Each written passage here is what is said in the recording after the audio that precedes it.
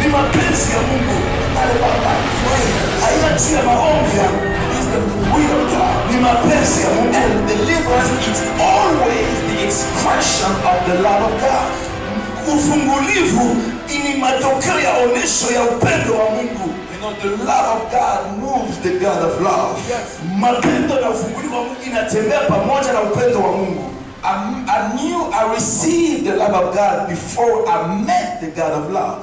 Nilipokea upendo wa Mungu mbele nikutane na huyu Mungu wa upendo. And we understood again yesterday. Tulielewa jana when God decided to deliver you and me. Wakati Mungu anabeba mipango ya kukuweka huru, It starts in God. Inaanza na Mungu mwenyewe. It completed in eternity. Anaitengeneza katika umilele wake. And He brings it on time. Na anaileta kwa wakati. But what I can see on time, kitu kani nawezi naona kwa ile wakati, has been already completed in eternity. Ni kitu tayari Mungu alisha kukifanya katika umilele wake. It can surprise me, inaweza na nishutua mimi, but it doesn't surprise God. Haitamshutua Mungu. Because before it happened, mbele itukie, it did it first in Him. Mungu alitenda mbele peke yake. So my blessing, baraka zangu, is not a surprise to Him. Haina kushutua mbele ya macho ya Mungu. He knew. Alijua. He knew that. Alijua kweli.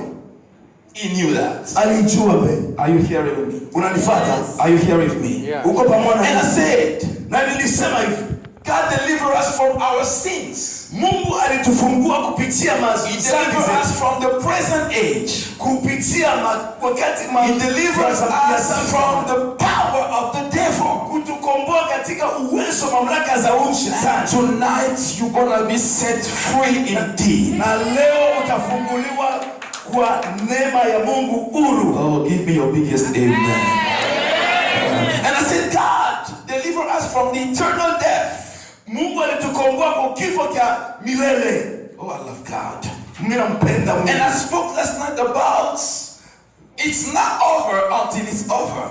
Niliongea jana hayamalizika na hayafika mwisho. It may seem to be too late for you. Kuko kitu moja kinapotea ya kusema kunesha inamalizika kwa ajili yako. It may seem to be too late for your parent, for your husband, for your wife. Inaweza kuwa watu wanasema oh yeye babu yake But it's not too late for the Lord. Lakini acha nikwambie hayakuwa mwisho mbele ya Mungu. I spoke about a special team yesterday. Jana nilileta mfano ya kundi ya watu wapiga mpira. And what was the team yesterday? Jana kichwa ya jana wale walikuja pale extra round? Extra time. I don't hear you. Ninapenda useme Mungu. Extra time. Extra time. So what is extra time? It is a time beyond the time.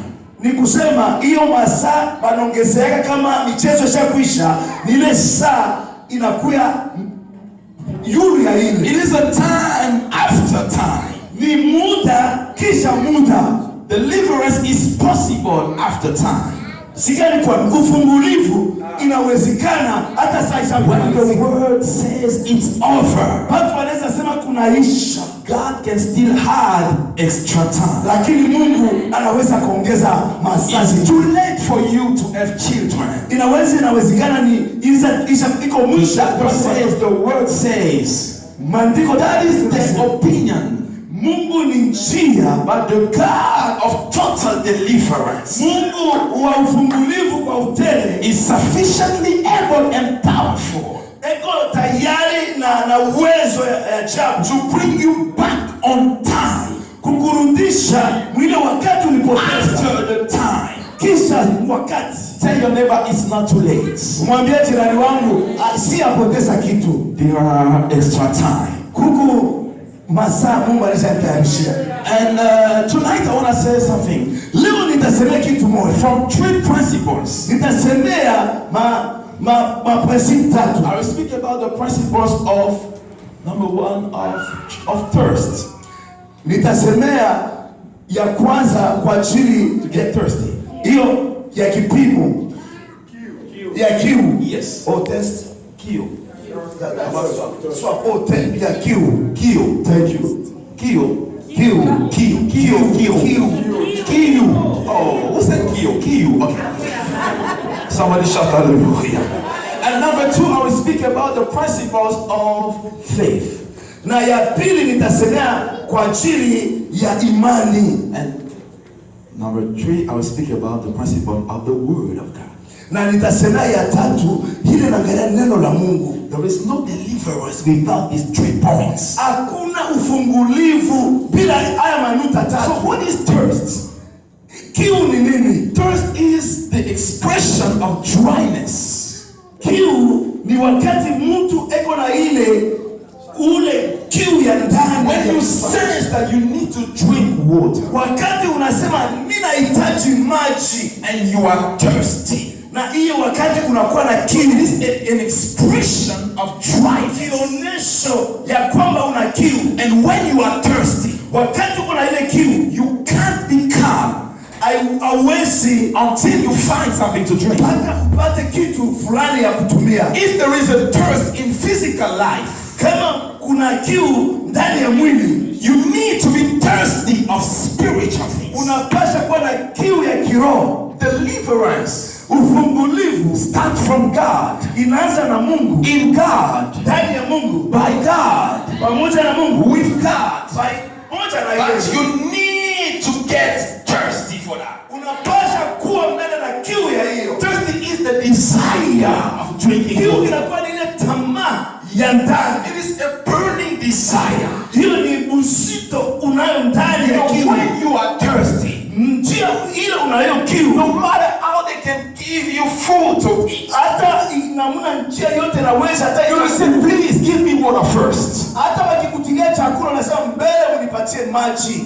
Thirsty, the thirst, kiu, get is answered only by the things that he needs. Inakuwa na jibu yake kupitia mpaka vile vitu unahitaji.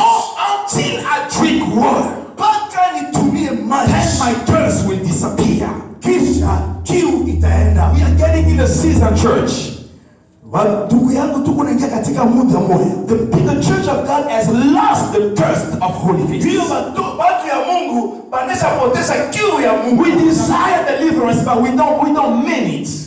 Tunaweza hatuna na ufungulivu kwa ajili hatuna na muda. You need to get desire. Unapaswa kuwa na ile kiu. Jesus met Bartimaeus.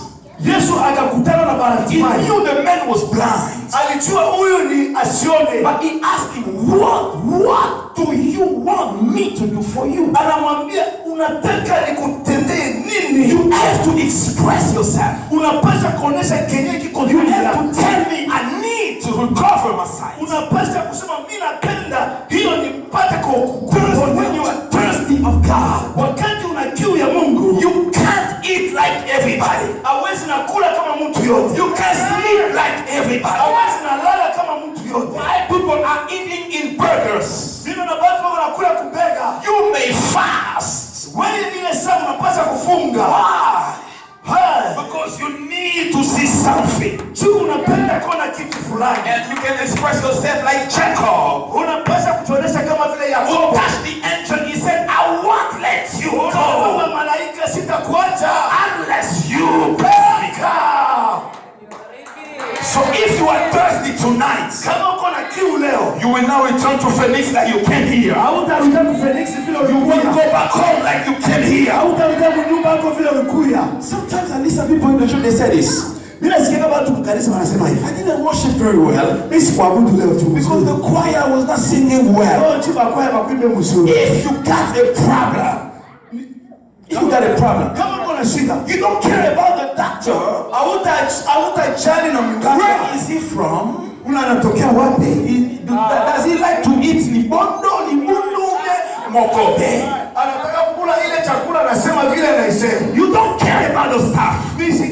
All you need is to get your deliverance. Hiyo wewe unapenda ni ufunguliwe. So if I come to church, I don't know about you.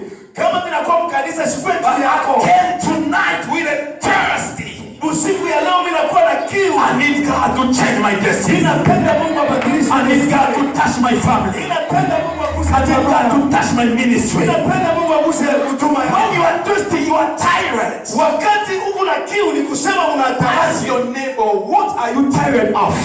Mwambie jirani wako unachoka nini? What you tolerate will stay in your life. Nini unavumiliaka uendelee kuishi maisha yako? If you tolerate singleness life in your life, you won't get married. Kama wewe unasogelea kubakia mwali ya magonjwa. But if you come in a point to say, God, lakini kama unakuya sema Mungu, enough is enough. Inatosha hiyo. This is not a conference for me. Hii mkutano I came here for something new. Ninakuja hapa juu ya vitu vipya. I need a divine encounter. Ninapenda vitu ya kumbingu vipya. You've been running the church for years and years and years. Uliingia kanisa miaka. You're still renting, as the man of God said. Utingana alipia kama vile pastor. 3 people in the church. 4 people in the church. 5 people in the church. The church is not growing. God is waiting for you to get back in the sanctuary. To tell you that enough is enough. I'm tired. Do something. Do something. You know, I didn't come in the church because it's raining. It's too hot. I don't get a ride. When we received Jesus in years 19 in Kinshasa, I remember I was running to left Ngaliema to go to Labon and Ipen. I was running to the church. Running. Nilianza kutoka kutuson. Niko naenda kuFenix mbio juu ya kuingia kukanisa.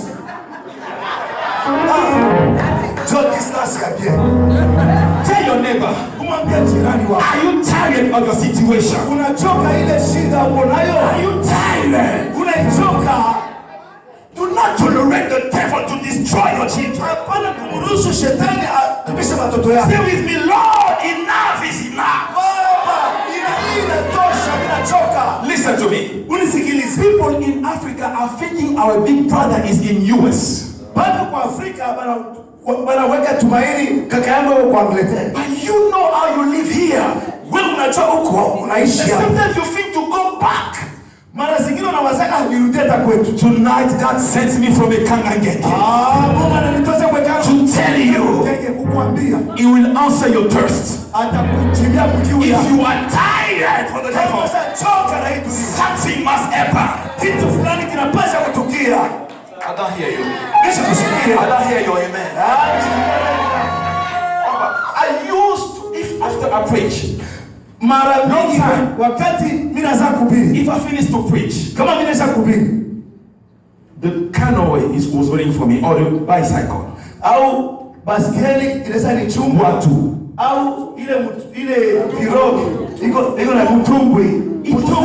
It was waiting for me.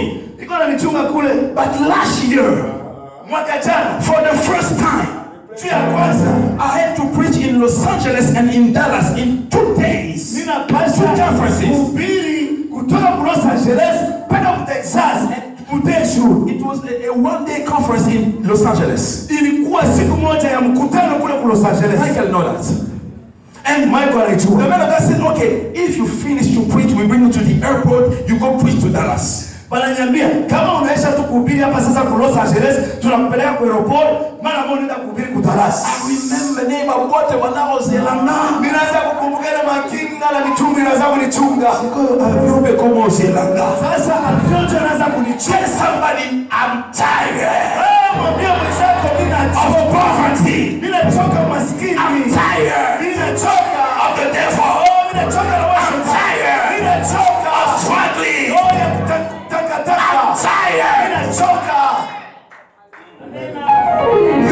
You are serving God, but nothing is changing in your life. Unamtumikia Mungu, hakuna kitu hata kinabadilika. Where is the God of the Bible? Mungu wa Biblia yuko wapi? Where is the God of the Bible? Mungu wa Biblia yuko wapi? Where is the God who said, call upon me, I will answer you? Yule Mungu alikwambia uniite nitakujibia yuko wapi? The second principles.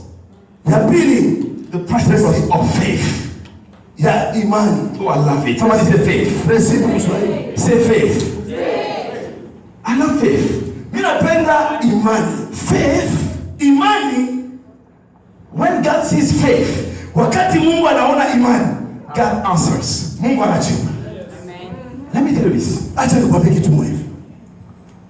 Sometimes we say, I'm waiting for God to intervene. Mimi nashuka na Mungu. Mungu lake atokelea nisaidie. God is waiting for you. Mungu anakutuma ni wewe. Since God discovers faith on earth, ya Mungu alikupatia imani hapa chini ya ulimwengu. The remote control of heaven. Inakuwa ni remote iko na controle mbingu Came on earth. Paka chini ya dunia. By your faith, kupitia imani yako, you can change everything. Unaweza kubadilisha vitu vingi. God may want to bless you. Mungu hawezi na kubariki, but he need to see your faith. Anapenda aone imani yako mbele. You must be a man and a woman of faith. Unapaswa kuwa baba na mama wa imani. There is no deliverance without faith. Hakuna kufunguliwa bila imani. There is no deliverance without faith. Hakuna kufunguliwa bila imani. Do you believe in Jesus? Unaaminia Yesu Kristo? Do you believe in the word of God? Unaaminia neno la Mungu? And let me tell you this. Acha nikwambie. I love faith. Mimi napenda imani. Because faith is not respecter of order of arrival. I love it. Imani haiheshimiake au miaka ya mtu. Faith is not respecter of arrival orders. Imani haiheshimiake huyu ni mzee, huyu alikuwa wa kwanza. We can start in the same line. Tunaweza mkistari moja, but the finish, lakini kuishia is different. Itachana. When you get in the shop or even in the airport to check out your luggage, kama unaenda kukiwanja ya ndege kuangalia mizigo yako, they will tell you get in the line. Wanakuambia ingia kwa mstari, right? Sio vile. Faith, kwa imani, doesn't respect the line. Imani haiheshimiake mstari. Faith, imani can skip the pastors. Inaweza ikaluka. It can skip elders. Inaweza inaluka wazee. It can skip deacons. Inaweza inaluka wazee and find somebody in the back. Anaweza kupata mtu kule kumwisho. And the person is blessed more than the preachers. Ule mtu anabarikiwa kupita na mhubiri. Let me tell you. Acha nikwambie. Adam lived before Abraham. Adamu aliishi mbele Ibrahim. Noah lived before Abraham. Noah aliishi mbele ya Abraham. Abel lived before Abraham. Abel aliishi mbele ya Ibrahim. But when Abraham showed up, lakini wakati Ibrahim alitukia, God said, Mungu akasema, you are the father of faith. Oh my God. Ni baba wa imani. So by faith, kwa imani, you can be the father of your ancestors. Unaweza kuwa baba wa babu zako. The problem is not who is the first to arrive. Mambo ya imani anasema wewe ni wa kwanza au wa mwisho. You know, I'm here for 20 years. You just arrived. Oh, wewe unapaka sasa. Nani akoma kiliboso? Haina mambo ya kusema ni nani alikuwa wa kwanza. It depends on your thirst and on your faith. Inafuatana na kiu yako na imani yako. Et je déclare que tu vas dépasser ce qui était venu avant toi. Nasema utabazidia wale walikutanguliaka. You will overtake those who came before you. Utabazidia na utakuwa wa yulu. Don't say, Bishop, I'm just starting. Bishop, mimi nafika mimi naanza shina na kitu. I'm just beginning. Mimi naanza tu sasa. I'm a freshman. Miko wa sasa tu. I saw Jesus. Mimi naona Yesu. He called Peter. Anamwita Petro. Called John. Anamwita John. Andrew. Anamwita He called Nathanael. Anamwita Nathanael. He called Matthew. Anamwita Mathayo. One man was missing. Moja alikosa. And he gave them the power. Anampatia mamlaka. He said, you should go and preach the word. Unapaswa kwenda kupiga and the miracle will take place. Na miujiza itakushindikiza. But in Acts chapter 7, Matendo ya Mitume 7, there was a man. Kulikuwa mtu. His name was Paul. Jina yake ni Paulo. Paul didn't walk with Jesus. Hakutembea na Paul didn't walk with Peter. Hakutembea na Petro. But my Bible shows me Biblia yangu that Paul was more than Peter. Paulo alifanya makubwa kupita Petro. Faith is not respecter of the beginning. Imani haifuatake unjo anaanza unjo wa mwisho. Bandana yo avanda.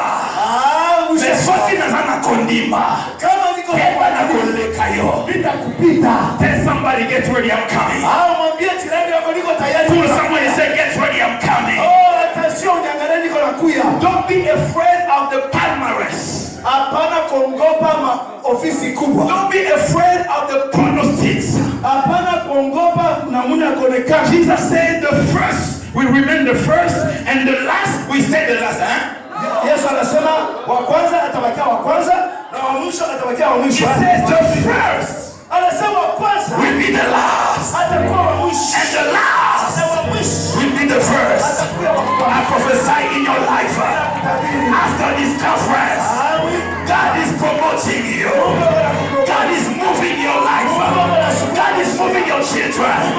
God is moving your ministry from the last position to the first position. Shout yes. Condimento salamo bonté. Kuamini aikalake na heshima. Mwambie jirani, you are going to go further. Jirani, utenda mbali. Mwambie, listen, sikiliza. Those church who got 20,000 members, wale kanisa ina watu 10,000. They are still unbelievers. Na banastahili tu uvumilivu. Are you hearing me? Unanisikia? The list of millionaires is not over yet. List ya mamilionere hayaisha. The list of marriage is not over yet. List ya Maria hayaisha. Those who are getting married, wale wako na wana sasa, they are not destroying all the dressing, you know, the dress wedding. The wedding dress. Ya ndoa. It remains for you. It remains for your children. Faith is now respecter of the rival others. And listen to me again about faith. Faith, imani overcome obstacles. Inaendelea kushinda hata vizuizo. There is no obstacles enough stronger to stop the faith. Hakuna ile kizuizo kina misingi ya kuzidia imani. The Bible said the day Jesus was resurrected, wakati Biblia inasema Yesu alifufuka, there were 3 women. Kulikuwa wanawake watatu. Mary Magdalene, Mary Magdalene, Mary mother of James, Maria mama wa James, and Salome. Na Salome. They said, let's go to the grave of Jesus and anoint his body. Anoint his body. And the Bible says there were a great stone in the entrance of the grave. What I love with those women, they said each other, who shall roll the stone for us? Tutenda kusukuma kile kichiwe kwa ajili yetu. Who shall roll that stone? Ni nani atatusukumia kile kilichiwe? We are not strong enough. Hatuna na nguvu ya kutosha. Who shall roll that stone? Yule atatutosha lichiwe And nani? what I like with that woman, ninapenda wale wanawake, no matter what they ask that question, yoyote waliulizana ile maswali, they kept on working. wanaendelea kwenda kukaburi ya Yesu. They kept on working. Who shall roll the stone? Nani atatusukumia? They are working. Beko natembea. If you don't have somebody to roll the stone, kama una mtu akusukumia lichiwe, what do you have to do?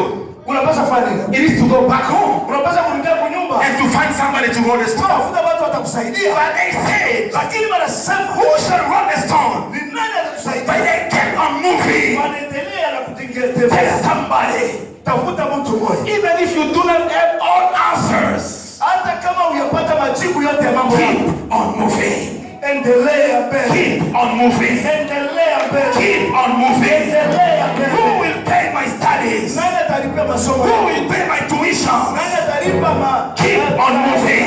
Endelea. Who will support my ministry? Nani atasaidia? Keep on moving. Endelea. Who will support my children? Nani atasaidia? I am a single mother. Oh, mimi sina na mama. Keep on moving. Endelea. Before you arrive to the grave, Nenda ufike ukaburi ya the Yesu. Bible says, Biblia inasema when they looked from far, wakati wanainua macho yao, the stone was rolled. wanaona lichiwe lishatoka. And I prophesy for you, Niko na kuwakabili. as you keep on moving, Wakati unaendelea, as you keep on serving God, unaendelea as you keep on serving your family, unaendelea kutumikia ujamaa. that door will open by itself.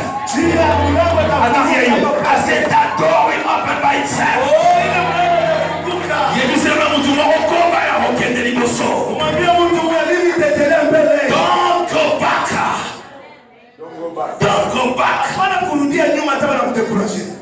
You know, some people, they said, you know, in years 2002, I was good. Let's go back to that year.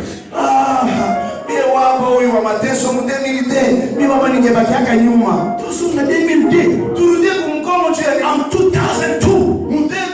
I was sleeping on the floor, drinking water. And you want me to go back on 2002? We are on 2016. I'm preaching in Tucson, Arizona. Say somebody, don't go back.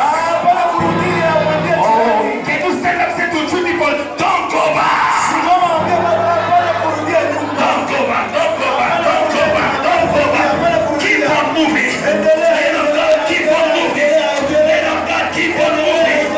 Pastor Police, keep on moving. You got questions, keep on moving. They laugh, you keep on moving. They say God is abundant, you keep on moving.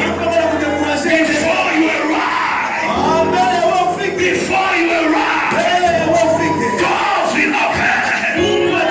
I said doors will open. Do a prophetic gest. Do this. I prophesy. Your life is moving forward. Your ministry is moving forward. Your career is moving forward. Your business is moving forward. Balinga doesn't get any more. Balinga doesn't get any more. Balinga doesn't get any more. Atabaseki kende kaka. Atabashori kende kaka. Sekosefate kende kaka. Mobalezate kende kaka. Mwanazoyate kende kaka. Finally. I said finally. Doors will open.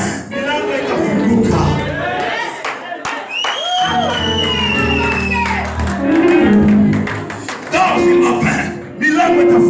I said doors will open. I said doors will open. I prophesy to this church after this conference that doors that was locked for years and years and years, I speak from the heavenly perspective. In the name of Jesus, may that doors be open. The doors of greatness be open. Give somebody high five, say that word is for me. That word is for me. That word is for me. That word is for me. Let me see the place. I'm almost there. Tonight we're gonna pray. The third principles. It is the word of God. Somebody say the word of God. Somebody say again the word of God. The Bible says when they came to Jesus, he was preaching the word. Oh, I love the word of God. Ask me why. When you need something, when you ask God for money, God will not send you money. God will send you the word. When you ask God for healing, God will give you medicines. God will give you the word. If you ask God for breakthrough, God will send the word. The Bible says in the distresses, they call upon the Lord, and the Lord sent forth the word. The word. And I love the word of God. I love it. I love reading Genesis, Exodus, Leviticus, Numbers, Deuteronomy, Ruth, Joshua, Judges, 1 Samuel, 2 Samuel, 1 King, 2 Kings, 1 Chronicles, 2 Chronicles, Ezra, Nehemiah, Esther. I love the word. Job, Saul, sawa. Proverbs, Ecclesiasticus, Sons of Solomon, Mimbo ya Solomon, Isaiah. Isaiah. Are you with me? Yes. Jeremiah, Ezekiel, Daniel, Hosea. I love the word. When I go to Micah, I go to Joel, I come to Jonah, I come to Nahum, I come to Zephaniah, I love Sophoniah, I love Ajay, I love Zachariah, I love Zamalakiah. When I come to Matthew, I go to Mark, I love Luke, I love John, I love Acts of the Apostles, I love Romans, I love 1 Corinthians, I love 2 Corinthians. Oh my God, I feel the Holy Ghost. I love Galatians, I love Ephesians, I love Colossians. Somebody say the word of God. Listen to me. I better be in the word of God than in heaven. I don't want to shock you. I better be in the word of God than in heaven. Because the Bible says heaven and earth, heaven and earth shall pass away, but the word of God. Tell somebody, if you got a word, you got everything. Heaven and earth shall pass away, but the word of God. One day in the forest, God told me, he said, John, I will send you forth the nation. I said, God, here in the forest, there is no internet, there is no phone, cell phones, there is no Instagram, there is no television, nobody is seeing me. Why I'm searching for your face? Why I'm fasting? God said, don't worry, I am the God of connections. Because when the word of God comes out, the word of God can take you from point A to bring you to point B. Mungu anaweza kufungula point B inakufikisha ku point B. Let me tell you something about the word of God. Acha nikwambie siri ya neno la Mungu. When Jesus found himself in front of the grave of Lazarus, wakati Yesu peke yake anajikuta mbele ya kaburi ya Lazaro, he said, Lazarus, come forth. Anasema Lazaro, toka nje. Is it correct? Is it correct? Do you know unajua that when Lazarus came out, unajua wakati Lazaro alitoka nje, he was bound and tied up. Alikuwa mwenye kufungwa zaidi. His face was covered. Sura yake ilifungwa. He couldn't walk by himself. Hakuwezi kutembea peke yake. And if you go to Israel, kama unaenda Israel, the grave of Lazarus, peke yake anashuka hiyo kukomboa watoto yake ndani ya mateso. And I say that deliverance is God's decision. Na ufungulivu ni mipango ya Mungu peke yake. It's not up to me to decide to be delivered. Haina kwa mimi peke nibebe mipango ya kujifungula mimi peke. It is the will of God. Ni mapenzi ya Mungu. It's not about my prayers. Haina juu ya maombi yangu. It is the will of God. Ni mapenzi ya Mungu. And deliverance is always the expression of the love of God. Ufungulivu ni matokeo ya onesho ya upendo wa Mungu. You know, the love of God moves the God of love. Yes. Mapendo na ufungulivu wa Mungu inatembea pamoja na upendo wa Mungu. I received the love of God before I met the God of love. Nilipokea upendo wa Mungu mbele nikutane na huyu Mungu wa upendo. And we understood again yesterday.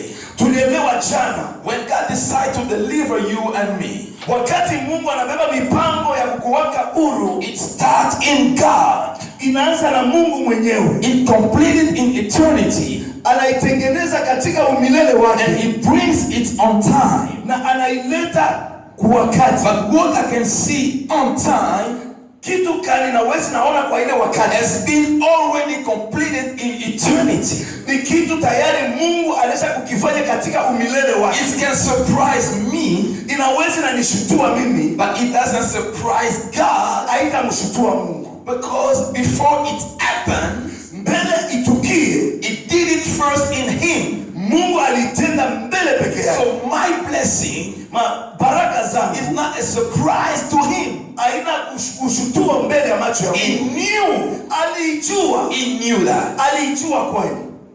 He knew that. Alijua mbele. Are you hearing me? Unanifuata? Are you hearing me? Yeah. Uko pamoja? And I said, na nilisema hivi, God deliver us from our sins. Mungu alitufungua kupitia He deliver us from the present age. kupitia wakati He deliver us from the power of the devil. kutukomboa katika uwezo mamlaka za shetani. Tonight you're gonna be set free indeed. Na leo utafunguliwa kwa neema ya Mungu huru. Oh, give me your biggest amen. And I said, God deliver us from the eternal death. Mungu alitukomboa kwa kifo cha milele. Oh, I love God.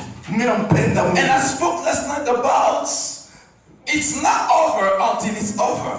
Niliongea jana haya malizika na hayafika mwisho. It may seem to be too late for you. Kuko kitu moja kinapotea ya kusema kunesha inamalizika kwa ajili yako. It may seem to be too late for your parent, for your husband, for your wife. Inaweza kuwa watu wanasema oh yeye babu yake But it's not too late for the Lord. Lakini hata nikwambie hayakuwa mwisho mbele ya Mungu. And I spoke about a special team yesterday. Jana nilileta mfano ya kundi ya watu wapiga mpira. And what was the team yesterday? Jana kichwa ya jana wale walikuwa hapa bali extra wrong. Extra I time. don't hear you. Ninapenda useme Mungu. Extra time. Extra time. So what is extra time? It is a time beyond the time. Ni kusema hiyo masaa wanaongezeka kama michezo ishakwisha, ni ile saa inakuwa yulu ya ile. It is a time after time. Ni muda kisha muda. Deliverance is possible after time. Sigani kwa ufungulivu inawezekana hata saa ishakuwa. When the word says it's over, watu wanaweza sema kunaisha. God can still add extra time. Lakini Mungu anaweza kuongeza masaa. It's too late for you to have children. Inawezekana ni iko mwisho. The word says maandiko that is the opinion. Mungu ni njia, but the God of total deliverance, Mungu wa ufungulivu kwa utele, is sufficiently able and powerful, eko tayari na uwezo ya ajabu, to bring you back on time, kukurudisha mwile wakati ulipoteza, after the time. kisha wakati. Tell your neighbor it's not too late. Mwambie jirani wangu asiyapoteza kitu. There are extra time. Kuku masaa Mungu alishatayarishia. And tonight I want to say something. Leo nitasemea kitu moja. From 3 principles. Nitasemea principles tatu. I will speak about the principles of number 1 of thirst. Nitasemea ya kwanza kwa ajili To get thirsty. hiyo ya kipimo ya kiu. Yes. Oh, test. Kiu. Ya kiu. Thank you. Kiu. Oh, who said kiu? Kiu. Okay. Somebody shout hallelujah. And number 2, I will speak about the principles of faith. Na ya pili nitasemea kwa ajili ya imani. And number 3, I will speak about the principle of the word of God. Na nitasemea ya tatu ile naangalia neno la Mungu. There is no deliverance without these 3 points. Hakuna ufungulivu bila haya manuta tatu. So what is thirst? Kiu ni nini? Thirst is the expression of dryness. Kiu ni wakati mtu eko na ule kiu ya ndani. When you sense that you need to drink water. Wakati unasema ninahitaji maji And you are thirsty. na hiyo wakati unakuwa na kiu. It is an expression of dryness. Kionyesho ya kwamba una kiu. And when you are thirsty, wakati uko na ile kiu, you can't be calm hauwezi until you find something to drink. mpaka upate kitu fulani ya kutumia. If there is a thirst in physical life, kama kuna kiu ndani ya mwili, you need to be thirsty of spiritual things. unapasha kuwa na kiu ya kiroho. Deliverance, ufungulivu, starts from God. Inaanza na Mungu. In God. Ndani ya Mungu. By God. Pamoja na Mungu. With God. Pamoja na But Yesu. you need to get thirsty for that. Unapaswa kuwa mbele na kiu ya hiyo. Thirsty is the desire of drinking Kiu water. inakuwa ni ile tamaa ya ndani. It is a burning desire. Hiyo ni uzito unayo ndani ya kiu. When you are thirsty, njia ile unayo kiu, no matter how they can give you food to eat, hata namna njia yote naweza, hata you will say, please give me water first. hata wakikutilia chakula nasema mbele unipatie maji. Thirsty, the thirst, kiu, get is answered only by the things that he needs. Inakuwa na jibu yake kupitia mpaka vile vitu unahitaji. Until I drink water, mpaka nitumie maji, then my thirst will disappear. Kisha kiu itaenda. We are getting in a season, church. Ndugu yangu, tuko naingia katika muda moja. The church of God has lost the thirst of holiness. Hiyo watu ya Mungu banesha poteza kiu ya Mungu. We desire deliverance, but we don't mean it. Tunaweza hatuna na ufungulivu kwa ajili hatuna na muda.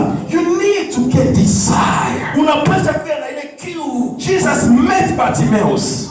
Yesu akakutana na Bartimaeus. He knew the man was blind. Alijua huyu ni asione. But he asked him, what do you want me to do for you? Anamwambia, unataka nikutendee nini? You have to express yourself. Unapaswa kuonesha kenye kiko ndani yako. You have to tell me I need to recover my sight. Unapaswa kusema mimi napenda hiyo nipate when you are thirsty of God. Wakati una kiu ya Mungu, you can't eat like everybody. Hawezi na kula kama mtu yote. You can't sleep like everybody. Hawezi na lala kama mtu yote. Why people are eating in burgers? Vile na watu wanakula kubega. You may fast. Wewe ile saa unapaswa kufunga.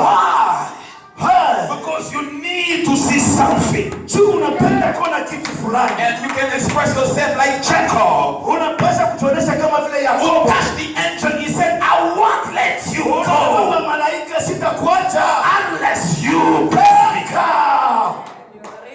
So if you are thirsty tonight, kama uko na kiu leo, you will now return to Phoenix like you came here. Hautarudi ku Phoenix vile ulikuja. You will go back home like you came here. Hautarudi kunyumba yako vile ulikuja. Sometimes I listen people in the church, they say this.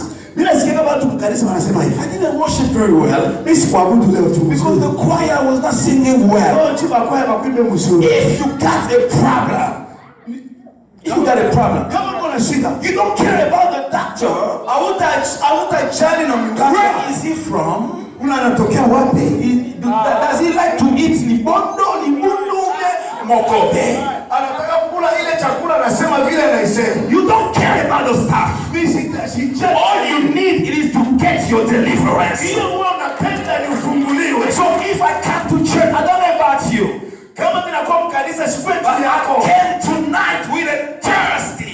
Usiku ya leo mimi nakuwa na kiu. I need God to change my destiny. Ninapenda Mungu abadilishe. I need God to touch my family. Ninapenda Mungu aguse. I need God to touch my ministry. Ninapenda Mungu aguse huduma yangu. When you are thirsty, you are tired. Wakati uko na kiu ni kusema unataka. Ask your neighbor, what are you tired of? Umwambie jirani wako unachoka nini? What you tolerate will stay in your life. Nini unavumiliaka uendelee kuishi maisha yako? If you tolerate singleness life in your life, you won't get married. Kama wewe unasogelea kubakia mwali ya magonjwa. But if you come in a point to say God, lakini kama unakuja sema Mungu, enough is enough. Inatosha hiyo. This is not a conference for me. Hii mkutano I came here for something new. Ninakuja hapa juu ya vitu I need a divine encounter. Ninapenda vitu ya kumbingu vipya. You've been running the church for years and years and years. Unaingia kanisa miaka. You're still writing as the man of God said. Utingana alipia kama vile pastor. 3 people in the church.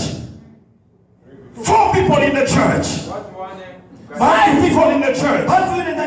The church is not growing. God is waiting for you to get back in the sanctuary. And to tell God enough is enough. I'm tired. Do something. Do something. You know, I didn't come in the church Nishikwa kanisa. Because you know it's raining. It's too hot. I don't get a ride. When you received Jesus in Euros 19 in Kinshasa, I remember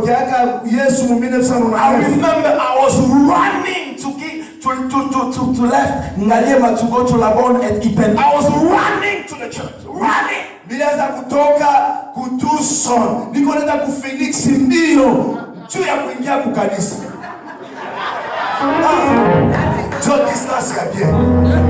Tell your neighbor, are you tired of your situation? Are you tired? Do not tolerate the devil to destroy your children. Say with me, Lord, enough is enough. Listen to me. People in Africa are thinking our big brother is in US. Wanaweka tumaini kaka yangu kwa Angleterre. But you know how you live here. Wewe unajua huko unaishi hapa. Sometimes you think to go back. Mara zingine unawazaka nirudie hata kwetu. Tonight God sends me from a Kangangeke. Mungu ananitoa kwa Kangangeke to tell you He will answer your thirst. Atakutimia kiu yako. If you are tired for the devil, something must happen. Kitu fulani kinapaswa kutukia. I don't hear you. I don't hear your amen. I used to, if after I preach, mara mingi wakati mimi naanza kuhubiri, if I finish to preach, kama mimi naanza kuhubiri, the canoe was waiting for me, or the bicycle, au baskeli inaweza nichungwa tu, au ile pirogi iko na mtumbwi, it was waiting for me. Iko na nichunga kule. But last year, mwaka jana, for the first time, I had to preach in Los Angeles and in Dallas in 2 days. Nina pasha kuhubiri kutoka Los Angeles mpaka Texas mteshu. It was a one-day conference in Los Angeles. Ilikuwa siku moja ya mkutano kule Los Angeles. Michael know that. And Michael anaijua. The man of God said, okay, if you finish to preach, we bring you to the airport, you go preach to Dallas. Wananiambia kama unaisha tu kuhubiri hapa sasa kwa Los Angeles, tunakupeleka kwa airport, maana mbona unaenda kuhubiri kwa Dallas. I remember neighbor wote wanaozelana. Ninaanza kukumbuka ile makinga na mitungi inaanza kunichunga. Viumbe kama uzelanga. Sasa avyote anaanza kunicheka. Somebody, I'm tired. Mwambie mwenzako of poverty. Ninachoka umaskini. I'm tired. Ninachoka of the devil. Ninachoka na I'm tired. Ninachoka of struggling. I'm tired. You are serving God, but nothing is changing in your life. Unamtumikia Mungu, hakuna kitu hata kinabadilika. Where is the God of the Bible? Mungu wa Biblia iko wapi? Where is the God of the Bible? Mungu wa Biblia iko wapi? Where is the God who said, call upon me, I will answer you? Yule Mungu alikwambia uniite nitakujibu, iko wapi? The second principle. Ya pili, the principle of faith. Ya imani. Oh, I love it. Somebody say faith. Say faith. I love faith. Mimi napenda imani. Faith, imani. When God sees faith, wakati Mungu anaona imani, God answers. Mungu anajibu. Let me tell you this. Acha nikwambie kitu moja. Sometimes we said, I'm waiting for God to intervene. No, God is waiting for you. Since God discovers faith on earth, the remote control of heaven came on earth. By your faith, kupitia imani yako, you can change everything. Unaweza kubadilisha vitu vingi. God may want to bless you. Mungu hawezi na kubariki, but he needs to see your faith. Anapenda aone imani yako. You must be a man and a woman of faith. Unapaswa kuwa baba na mama wa imani. There is no deliverance without faith. Hakuna kufunguliwa bila imani.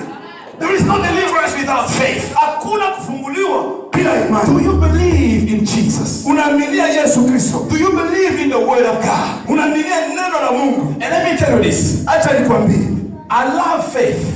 Mimi napenda imani. Because faith is not respecter of order of arrival. Imani haiheshimi yake au miaka ya mtu. Faith is not respecter of arrival orders. Imani haiheshimi yake huyu ni mzee, huyu alikuwa wa kwanza. We can start in the same line. Tunaweza anza mkistari moja, but the finish, lakini kuishia is different. Itachana. When you get in the shop or even in the airport to check out your luggage, kama unaenda kukiwanja ya ndege kuangalia mizigo yako, they will tell you get in the line. Wanakuambia ingia mstari, right? Sio vile. But faith, kwa imani, doesn't respect the line. Imani haiheshimi yake mstari. Faith, imani can skip the pastors. Inaweza ikaluka. It can skip elders. Inaweza inaluka wazee. It can skip deacons. Inaweza inaluka watiaka. And find somebody in the back. Anaweza kupata mtu kule kumwisho. And the person is blessed more than the preachers. Ule mtu anabarikiwa kupita na mhubiri. Let me tell you. Acha nikwambie. Adam lived before Abraham. Adamu aliishi mbele Ibrahim. Noah lived before Abraham. Noah aliishi mbele ya Abraham. Abel lived before Abraham. Abel aliishi mbele ya Ibrahim. But when Abraham showed up, lakini wakati Ibrahim alitukia, God said, Mungu akasema, you are the father of faith. Oh my God. ni baba wa imani. So by faith, kwa imani, you can be the father of your ancestors. Unaweza kuwa baba wa babu zako. The problem is not who is the first to arrive. Mambo ya imani anasema huyu ni wa kwanza au wa mwisho. You know, I'm here for 20 years. You just arrived. Oh, wewe unapaka sasa. Haina mambo ya kusema ni nani alikuwa wa kwanza. It depends on your thirst and on your faith. Inafuatana na kiu yako na imani yako. Et je déclare que tu vas dépasser ce qui était venu avant toi. Nasema utabazidia wale walikutanguliaka. You will overtake those who came before you. Utabazidia na utakuwa wa yulu. Don't say, Bishop, I'm just starting. Bishop, I'm just beginning. I'm a freshman. I saw Jesus. He called Peter. He called John. He called Andrew. He called Nathanael. He called Matthew. One man was missing. And he gave them the power. He said, you should go and preach the word. And miracle will take place. But in Acts chapter 7, there was a man. His name was Paul. Paul didn't walk with Jesus. Paul didn't walk with Peter. But my Bible shows me that Paul was more than Peter. Faith is not respecter of the beginning. Bandana yo avanga. Mesoti nazana kondima. Keba na koleka yo. Tell somebody get ready, I'm coming. Pull somebody say get ready, I'm coming. Don't be afraid of the palmares. Don't be afraid of the pronostics. Jesus said the first we remain the first and the last we stay the last. Yesu anasema wa kwanza atabakia wa kwanza na wa mwisho atabakia wa mwisho. He says the first anasema wa kwanza will be the last. Atakuwa wa mwisho. And the last will be the first. I prophesy in your life after this conference, God is promoting you. God is moving your life. God is moving your children. God is moving your ministry from the last position to the first position. Shout yes. Kondimeto salamo bomote. Kuamini aikalake heshima. Mwambie jirani, you are going to go further. Jirani, utenda mbali. Mwambie, listen, sikiliza. Those church who got 20,000 members, wale kanisa ina watu 10,000. They are still unbelievers. Na banastahili tu uvumilivu. Are you hearing me? Unanisikia? The list of millionaires is not over yet. list ya mamillionaire hayaisha. The list of marriage is not over yet. List ya Maria hayaisha. Those who are getting married, Wale ambao wanaoana sasa, they're not destroying all the dressing, you know, the dress wedding. Abapasuake The wedding dress. ya ndoa. Teba sisi amote. Anabaimali zake. It remains for you. Inabakia juu. It remains for your children. Inabakia juu watoto yako. Faith Sema. is now respecter Imani ayeshimi yake mtu. of the rival orders. Oh, mimi nilifika wa kwanza niko mzee wa. And listen to me again about faith. Sikia mambo ya imani. Faith Imani overcome obstacles. inaendelea kushinda hata vizuizo. There is no obstacles enough stronger to stop the faith. Hakuna ile kizuizo kina misingi ya kuzidia imani. The Bible said the day Jesus was resurrected, Wakati Biblia inasema Yesu alifufuka, there were 3 women. kulikuwa wanawake watatu. Mary Magdalene, Maria Magdalene, Mary mother of James, Maria mama wa and Salome. na Salome. They said, let's go to the grave of Jesus Hata twendeni kukaburi ya and Yesu. anoint his body. Anoint his body. Munchea. And the Bible says Biblia inasema there were a great stone in the entrance of the grave. kulikuwa kilichiwe kikubwa njia ya kuingia kukaburi. What I love with those women, Kitu gani mimi napendea hao wanawake? they said each other, Wakazungumuza wewe, who shall roll the stone for us? tutenda kusukuma kile kichiwe kwa ajili yetu. Who shall roll that stone? Ni nani atatusukumia kile kilichiwe? We are not strong enough. Hatuna na nguvu ya kutosha. Who shall roll that stone? Huna atatutoshea lichiwe But nani? what I like with that woman, Ninapenda wale wanawake, no matter what they ask that question, yoyote waliulizana ile maswali, they kept on walking. wanaendelea kwenda kukaburi ya Yesu. I said they kept on walking. Who shall roll the stone? Nani atatusukumia? They're walking. Beko natembea. If you don't have somebody to roll the stone, Kama una mtu akusukumia lichiwe, what do you have to do? unapaswa kufanya nini? It is to go back home Unapaswa kurudia kwa nyumba. and to find somebody to roll the stone. Tafuta watu watakusaidia. But they said, Lakini wanasema who shall roll the stone? ni nani But atatusaidia? they kept on moving. Wanaendelea na Tell kutengeneza. somebody, Tafuta mtu mmoja. even if you do not have all answers, Hata kama uyapata majibu yote ya mambo keep yako, on moving. endelea mbele. Keep on moving. Endelea mbele. Keep on moving. Endelea Who mbele. will pay my studies? Nani atalipa masomo Who yako? will pay my tuition? Nani atalipa Keep on moving.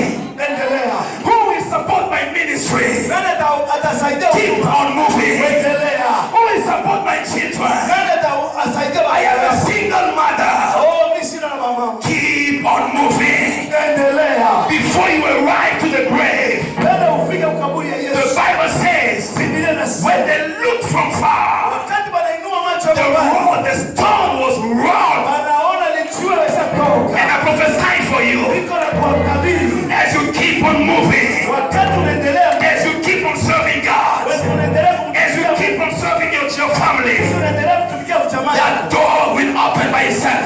Njia ya mlango I don't hear you. I said that door will open by itself. Oh, ile mlango itafunguka. Yebisema mtu waokoba ya hokende liboso. Mwambie mtu mwalimu itaendelea mbele. Don't go back. Don't go back. Hapana kurudia nyuma hata wanakudekuraje. You know, some people they said, you know, in years 2002, I was good. Let's go back to that year. Mie wabo huyu wa mateso mdemilite. Mie wabo ningebakiaka nyuma. Tusunga 2002. Turudie kumkomo juu ya I'm 2002. mdemilite. I was sleeping on the floor, Bila za kulala chini.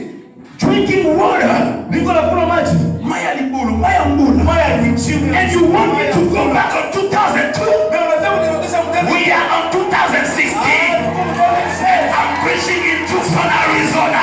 Unahubiri mtusho na Say somebody, don't go back. hapana kurudia mwambie jirani. Can you stand up and say to two people, don't go back? Simama mwambie hapana kurudia nyuma. Don't go back, don't go back, don't go back, don't go back. Keep on moving. Men of God, keep on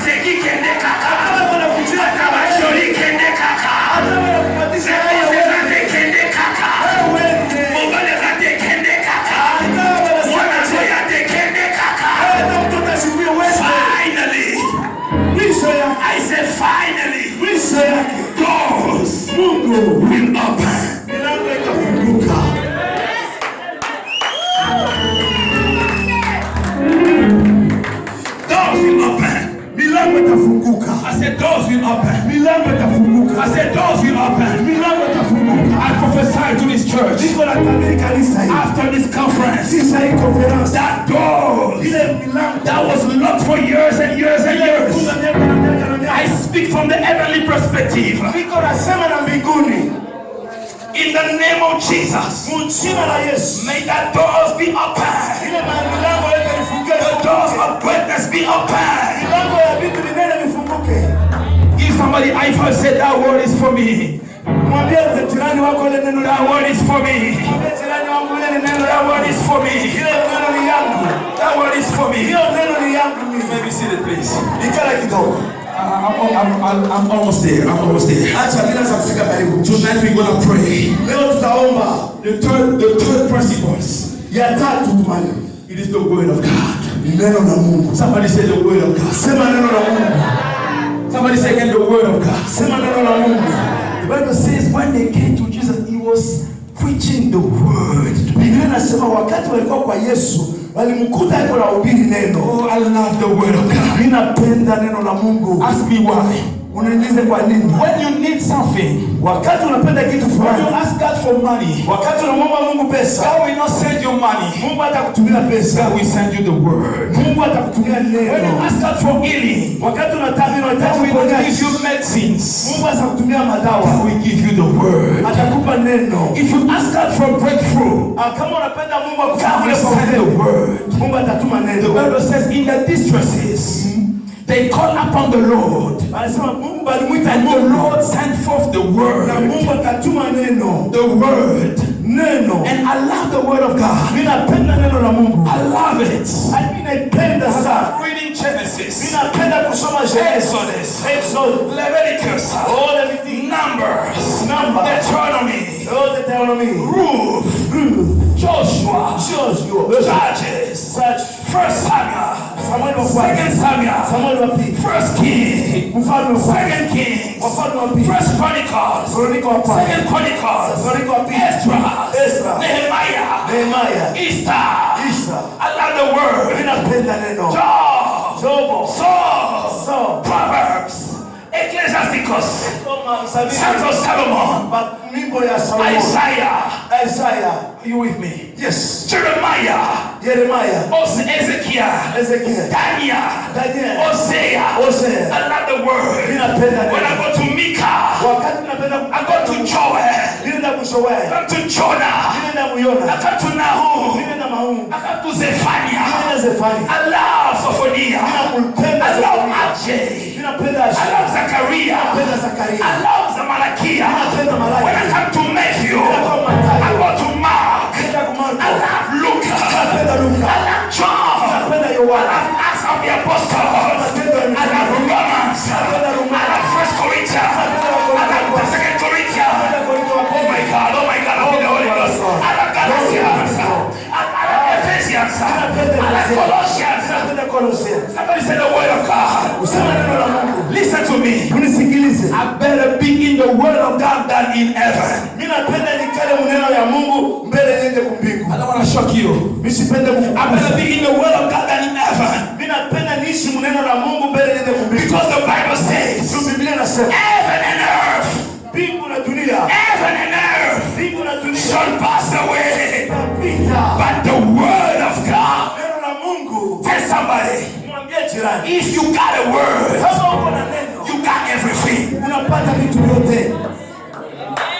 Heaven and earth shall pass away, but the word of God. One day in the forest, God told me, he said, John, I will send you forth the nation. I said, God, here in the forest, there is no internet, there is no phone, cell phones, there is no Instagram, there is no television, nobody is seeing me. Why I'm searching for your face? Why I'm fasting? God said, don't worry, I am the God of connections. Because when the word of God comes out, the word of God can take you from point A to bring you to point B. Mungu anaweza kufungula point B inakufikisha ku point B. Let me tell you something about the word of God. Acha nikwambie siri ya neno la Mungu. When Jesus find himself in front of the grave of Lazarus, wakati Yesu peke yake anajikuta mbele ya kaburi ya Lazaro, he said, Lazarus, come forth. Anasema Lazaro, toka nje. Is it correct? Is it correct? Do you know unajua that when Lazarus came out, unajua wakati Lazaro alitoka nje, he was bound and tied up. Alikuwa mwenye kufungwa zaidi. His face was covered. Sura yake ilifungwa. He couldn't walk by himself. Hakuwezi kutembea peke yake. And if you go to Israel, kama unaenda Muisraeli, the grave of Lazarus, haikukuye nafasi ya kunyooka. It was like stairs going down. Ilikuwa na ngazi yenye kushuka. And there was a hole again. Mulikuwa shimo mle chini. You get to chambers. Kisha mashimo za kuachana. So how a tied man could come out of the stairs? Na muna kani mtu mwenye kufunga anaweza natoka kwa sauti. The answer is jibu ni hii. Jesus didn't remain outside. Yesu asikubakia nje. When he said Lazarus come forth, wakati alimwambia Lazaro toka nje, the word of Jesus neno la Yesu came down to the stairs. He went to the grave. And I was there. I was there. The word to Abraham. Abraham said, I am the father of faith. The word said, no. This blessing is only for Lazarus. And the word took Lazarus. Neno inampeba Lazaro. And it bring Lazarus out of the grave. Inamkamata inamtosha nje ya kaburi. I prophesy in your life. Iko na kutabiri. The word you are listening right now. Neno iko nasikia sasa hivi. It's taking you from the chain of the Satan. Iko na kutosha from the chain of the devil. Mitego ya shetani. From the chain of sicknesses. Mateso ya magonjwa. From your slavery for years and years and years. Ukifungo ya miaka na miaka na miaka. The word of God. Neno la Mungu can arrive. Itakuja. Where your father cannot arrive. Pale baba yako atafika. Let the word of God tonight take you from where you are and bring you in front of people. The same word took me from Mbandaka. Tonight I'm here preaching the same word. The same word. Say to somebody the word of God. The word of God. Deliverance comes by the word. There is no deliverance without the word of God. And then Jesus was in the I must close. When Jesus was in the house. I told you that yesterday that they brought to him the paralyzed man. And now I want to put these principles to the text. The four men was decided they were thirsty or something from Jesus. And they took their friend. They tied him up. And they said, today you will see him. Solomon says, a man's gift makes room for him and makes him to appear in front of great people. And you know what? The roof of Israel people in that time was made on woods and clay.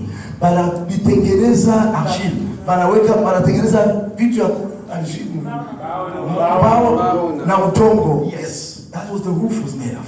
And the people said, we must bring our friend in the presence of Jesus. They put in act their thirst. They put in act their faith. And let me give you this. They said, we will break the roof. Because the Bible said there was no space, no room in the house. Listen,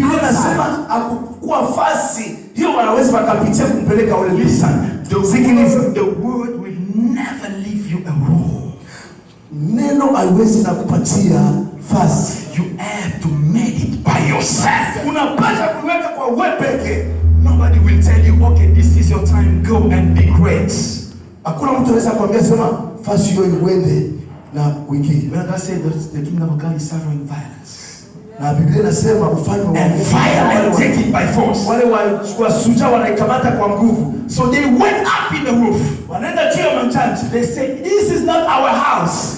Hii haina nyumba yetu. But we must see Jesus. Lakini tunapaswa kumwona Yesu. What I love with Jesus, Unajua kile ninampendeka Yesu. he was not disturbed of that.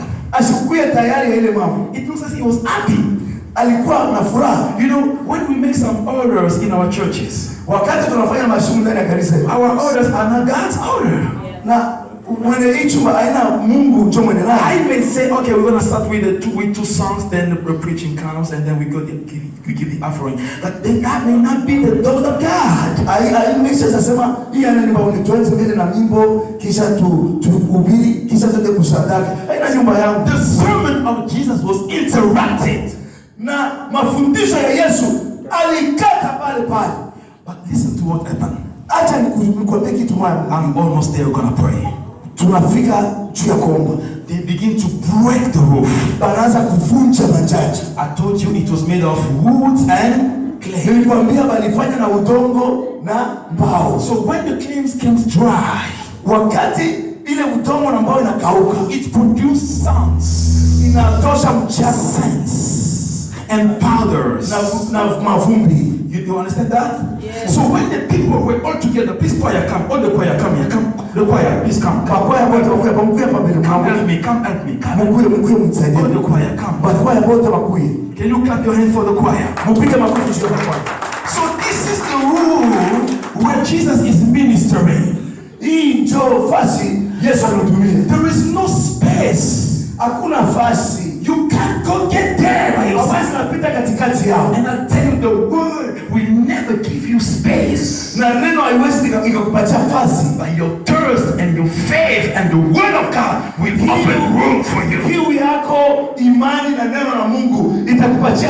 Those guys are listening to the word. And there is no room. So the 4 men are on the roof. They start to break the roof. Are you with me? Are you with me, church? When they are breaking the roof, the roof didn't break down in the same time. They make one strike, 2 strike, 3 strike, and then the sands start to fall down. So the people who were in the room, they said, what is this thing? And look how beautiful they are. Are they beautiful? Yeah. Don't be jealous. Are they beautiful? So do you think these beautiful ladies can accept sand to come in their hands? When the sands are falling down, what will be the reaction? I don't hear you, church. What should be the reaction? When the sand is falling down, look at these beautiful hairs. She will say, hey, do this. And it's for them. It's for on you. What are you going to do? It's for on you. It's for on you. It's for on you. And then the space is created. And I prophesy in your life because of your faith, because of the word of God. May the Lord make room for your life. May the Lord remove people for you.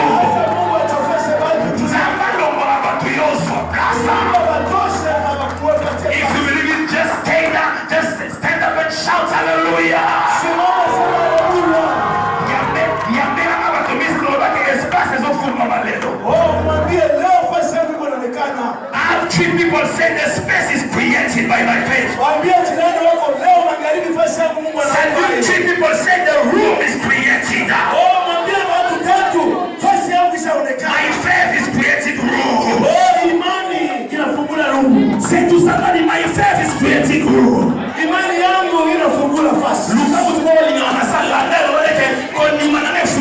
creating. My faith is creating room for my children, room for my wife, room for my family, room for my ministry, room for my financial life, room for my traveling, room for my books, room for my CDs, room for my albums, room for my ministry, room for my miracles. No matter what the world says, no matter how they block the way, because of my faith, space is created. Faith is created. Faith is created. Room is created. Room is created. Michelle, I prophesy in your life because of your faith. Room is created.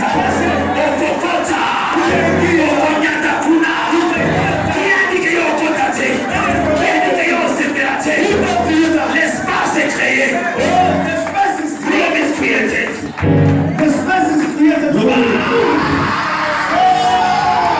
Room is created. You know, in our family, Unaangalia mfamilia. there is nobody who is CEO. Hakuna hata CEO. There is no CEO in my family. Mfamilia kwa kuna hata mkubwa sana. Because of your faith, Juu ya imani yako. a CEO room is created. Tonight, Usiku ya leo. tonight, Usiku ya leo. I don't know your request to God. Ninakwambia hitaji yako mbele ya Mungu. Tell your neighbor, create your room. Mwambie jirani wako. Clear the space. Safisha nafasi yako. Clear the space. Safisha nafasi yako. And when the suns came down, Wakati vumbi inaanguka, the space was created. nafasi ilifunguliwa. The four friends says, Wale marafiki this is the opportunity. walipata ile bahati na This is the place Bwana nafasi to bring down our brother ashindilete ndugu yetu to Jesus. kwa Yesu. Tonight, Leo I don't know who hired you for years and years and years. mimi sijui kitu kilifuchama kwa miaka na miaka. Even those who are following us on YouTube and internet. Wale wote wanafuata ku YouTube na kwa I internet. don't know who blocked your room. Sijui unalifunga nafasi yako. The devil will never give you a holiday. Bibi Shetani anaweza kupatia. The devil will never nafasi ya leave you nafasi. to let you to go forward. Shetani anaweza kupatia muda But kwenda mbali. because of your faith, Lakini juu ya imani you yako will see Jesus. utamuona The Yesu. Bible says, Biblia the inasema, gift of a man mkiwaza makes room for him, watafanya nafasi and he stands na akaingia in the presence ndani ya uwepo of great men. ya watu wanene. Let me finish here. You want to say, Bishop? Unaweza sema Bishop, I don't know nobody. I don't know anybody. mimi sifahamia hata mtu mwamwameli. I don't know anybody. Mimi sifahamia hata mtu mioyo. How shall it be possible for me? Namna gani itawezekana juu yangu? Let me tell you. Acha nikwambie, There are some stuff kuna vitu vingine God will give you Mungu atakupatia because you pray. juu naomba. There are some stuff Kuna vingine God will give you hata Mungu atakupatia because of sovereignty. ni juu ya kutumikia. I've never asked to know this man. Mimi sikumfahamu yake. I've never fast to meet Pastor Ibrahim. Mimi sikufungage cha kukutana na Pastor King. I've never prayed to meet Pastor Guy. Sikuombage tu nikutane na Pastor King. And all these mighty men of God. All these mighty men of God. Wote watumishi wa Mungu Only mpaka Mungu, the love of God. mapenzi ya Mungu. But your gift Zawadi yako will make room for you. itafanya nafasi juu yako. Don't tell me, Bishop, I lost everything. Hapana kuniambia mimi nimeshapoteza vitu vyote ni wako. You have the gift of faith. Uko na ile zawadi ya imani. Your faith Imani yako will make room for you. itakufungulia nafasi kubwa. There are some people Kuna watu wengine who succeed wanaendelea because of their father. juu ya wazazi yao There are others na wengine only faith. mpaka imani yao tu. In my small experience with God, Kitu mimi napenda kuuliza bila macho. I learned to fast for food. Mimi nijifunza kufunga I chakula. learned to pray for $10. Mimi nijifunza kuomba juu ya kupata I learned $10. to trust God for a breakfast. Nijifunza juu ya kuomba Mungu. There are some people who are granted Kuna watu wengine waliwapatia because of their families, juu ya mafamilia yao, but there are others juu ya wengine. only faith. Mimi mpaka imani yangu. In US, Ndani ya Amerika you got just Jesus. uko na Yesu tu. If not Jesus, kama ina Yesu, maybe na mara zingine you should be homeless. mara zingine ungekuwa But mlala, those who are waiting for you lakini wale wanakuchungia to starve, I got bad news for them. kuko habari mbaya juu yao. The more you have faith, Wakati unakuwa na imani mingi, the more room is created. wakati tena nafasi inafunguliwa kubwa. So if the 4 friends Kama hawa marafiki ine have hammers to destroy the roof, kama walikuwa na ile sanda ya kupiga kumajanja, what do you think, man of God? unafikiria nini mtumishi wa Mungu? If a caterpillar Kama ile mazeru remove the roof, inatosha ile I mean, mabati, all the people will run away watu wote wangekimbia kama ilikuwa katapila, except Jesus. mpaka Yesu tu. Lift up your hands. Inua mikono yako. This is the time of miracle. Hii ni saa ya muujiza. There is always an extra time for you. Huko kila wakati masaa ya kukuchukia. God sent me tonight for outsider people. Mungu alinituma njia watu wengine wana msaada. People who are out of the time. Kuna watu wengine wanasema nisapoteza muda yangu. The word says it's too late for you to succeed. Mara zingine sasa nishachelewa, sitaendelea tena mbele. It's too late for you to testify. Hakuna muda tena mimi kushuhudia. It's not about your father. Haina mambo ya baba yako. Your faith. Imani yako. And your thirst. Na kiu yako. Why the man of God and the choir are going to give us the song? Wakati tunamwomba Pastor Kiza atupatie kwa mwimbo ya I know you want to go home, don't worry. Mimi najua unapata hela kwenda kunyumba, unakuwa na kiu ya kwenda kunyumba. I can't give up the microphone without praying for you. Mimi siwezi naacha hii mikro kama sijatoa maombi Mungu ananiambia niwapatie. God is here. Mungu yuko hapo. Lift up your voice. Inua sauti yako. Express your thirst to God. Sasa muoneshe Mungu kiu yako. There are people who are praying very seriously. Kuna watu wale wanaomba na seriosity. But when you got a level of thirst, wakati unakuwa na ile kiu ya nguvu sana, when you look at the left and the right, there is no solution coming from. Kama unaangalia kushoto na kuume, haona mtu kwenye kutatokea jibu yako. Only one thing that you have, kila kitu uko nacho tu, it is your faith. Ni imani yako. It is your faith. Imani yako. Say to the devil, mwambie shetani, you a liar. Uko muongo. Tonight, usiku ya leo, there is an additional time for me. Uko masaa Mungu ananiongezea. It's not over until it's over. Hayaisha wakati Mungu ananiambia. I hear you lift up your voice with thirst. Inua sasa sauti uweze kuomba nguvu. Is there a thirsty woman here? Kuna mama ana kiu leo, who is tired for the devil to oppress his family? Anachoka na mateso ya shetani. Is there a thirsty young man here? Kuna vijana wako na kiu, who is tired? Wewe bado umeshachoka for the situation is passing through. Kupitia mashida wanapitia. I don't hear you lift up your voice. Uko nafungula wakati unafungula sauti yako na vitu vingine vinaanguka. Pray like you are losing your mind. Omba sawa vile mwenda mazimu. Pray like you are going crazy. Omba sawa vile mwenda mazimu. Enough is enough. Inatosha. Enough is enough. Inatosha. Inatosha. Bwana mimi nachoka. Where are you? Nachoka Yesu. Where are you? This cancer must disappear.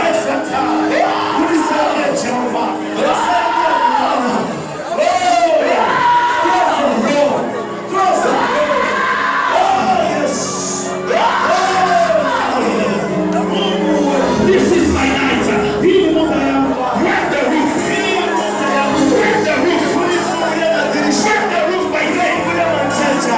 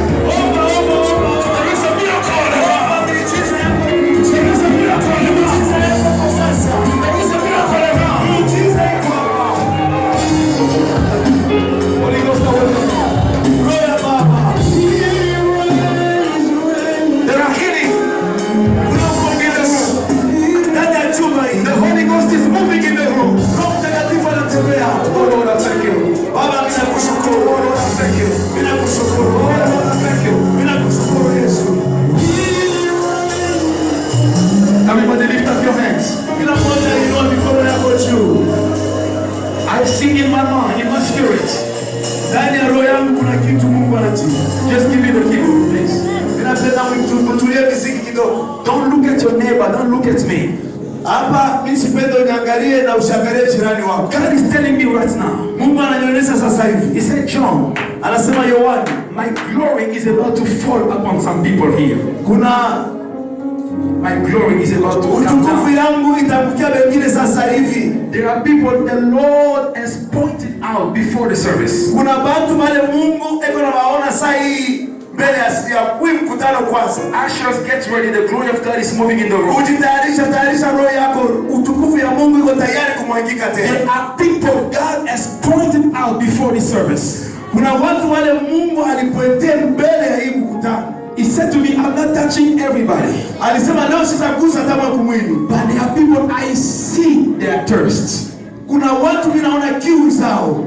Right where you are. Fasi huko. If you are among those people, kama uko mmoja wa bali, something is coming on you. Kuna kitu kimoja kitakuja mchia yako sasa. Something is coming on you. Kuna kitu kitakukamata. Something is coming on you. Kuna kitu kinakuwa mchia yako. Something is coming on you. Kuna maneno itakutokea. Is giving answer to your problem. Ataleta jibu kwa shida zako. The glory of God is moving now. Utukufu ya Mungu unazunguka ndani ya chumba. You may feel like speaking in tongues. Unaweza sikia saa kusema lugha. You may feel like fire on your head. Unaweza sikia saa moto ndani yako. Fire on your legs. Fire on your moto ndani ya miguu yako. Moto ndani ya miguu. Don't block it. Hapana kusimamisha kitandama yote. You may feel like yelling in the church. Unaweza sikia saa malalamiko ndani mwako. Something is coming. Kuna kitu kinakuja. Oh my God. Oh my God. Something is coming. Kuna kitu kinakuja. Don't look at your neighbor. Hapana kuangalia jirani wako. I said don't look at your neighbor. Hapana kuangalia jirani. I command every demon to move. Kuna komande mapepo zote toki. Get out. Nenda nje. Get out. Nenda nje. Get out. Nenda nje. Get out. Nenda nje. Get out. Nenda nje. Get out. Nenda nje. In Jesus' mighty name. Jina la Yesu. Oh my God. Oh my God. Oh my God. Oh my God. Mungu wako. Oh my God. Oh my God. Oh my God. He's touching. He's touching. He's touching. He's touching. He's touching. He's touching. He's touching. Oh my God. Oh my God. Oh my God. Oh my God. Oh my God. The fire. There is fire. There is fire. There is fire. There is fire in the room. There is fire in the room. Angels. Angels. I said angels. I'm moving. I'm moving. I'm moving. I'm moving.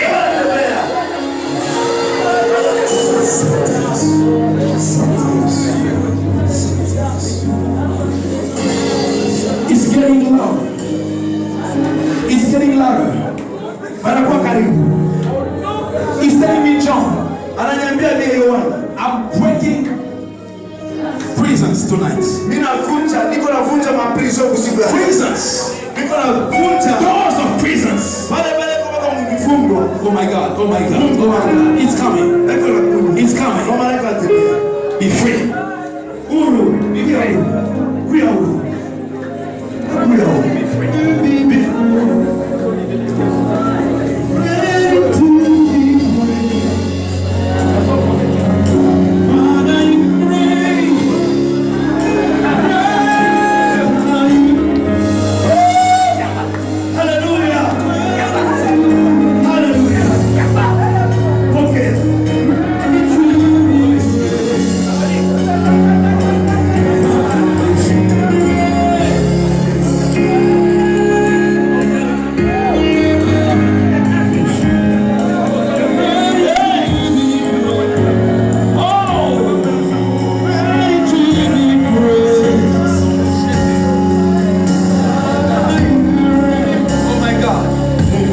If you feel the fire on you, come forward, please. Kama unasikia vya mbele, pita mbele. You feel something shaking you, come forward. Kama unasikia kitu kinakuwa kinatikisika ndani yako, kuja hapa. Come forward.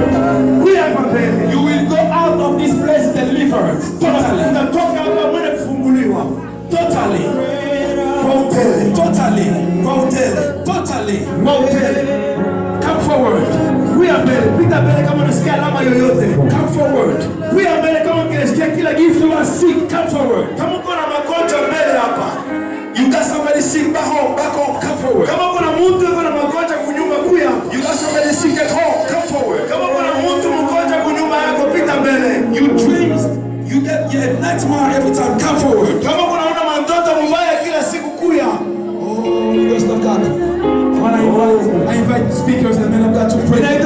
yote ya Mungu, mapastor bote wapite huko mbele. They are praying for the people of God. Mapastor bote, please, mkaribie tuombe. You need a special prayer, come forward. Kama unahitaji maombi ya kipekee, kuja mbele. This woman is free. Mimi napenda muombe mama huyu kwa. She's setting free. Mungu anasema Oh my God. Mungu anamwacha huru. Oh my God. Bwana asifiwe. Yes sir. Oh my God. Something is blocking your life. Come forward. Kitu kilifunga maisha yako, kuja mbele. Please, man of God. Watumishi ya Mungu napenda muombe. Just pray. Muombe tu, muombe. Yes, get it. Muombe tu. Choirs be there. Asema muombe tu kule. Choirs. Muombe tu kule. Oh my God. Man of God, come.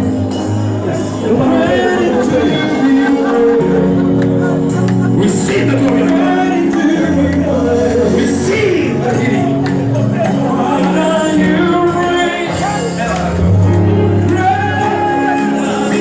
Miracles are taking place.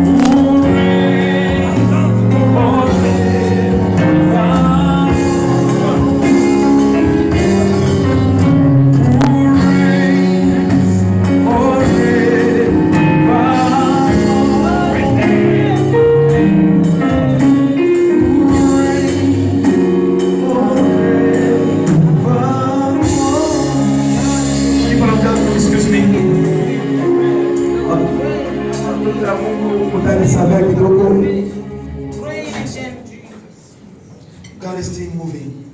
Mungu anatembea. A gift of a man will make him room. Will make room for him.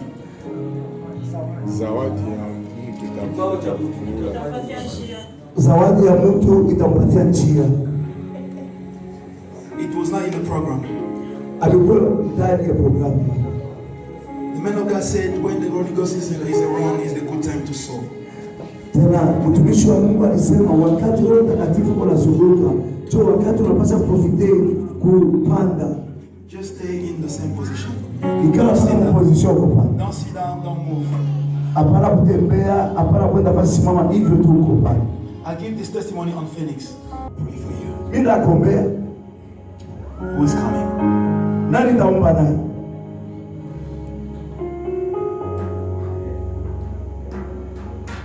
God bless you. I will not insist. Mimi sitakusukuma uifanye kwa nguvu. If you, I don't know tomorrow it's gonna be, how it's gonna be. Na sijue kesho yako kisi kitakuwa. Please come forward, mama. Kuya mama kwe. I don't know what tomorrow is gonna be. Sijue kesho kisi kitakuwa. Connect yourself to this anointing. Ujiunge mwenyewe kuhii upako. Who is the second person who's coming? Nani anaweza kukaribia tena? Unatii. It is for her that I speak.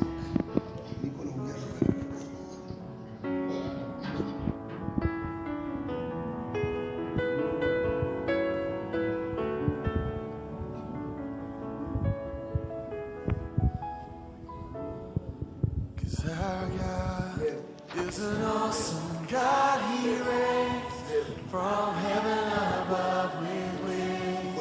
Some power and love. Our God is an awesome God. Our God is an awesome God. He reigns from heaven above with wings. Some power and love. Our God is an awesome God. Our God.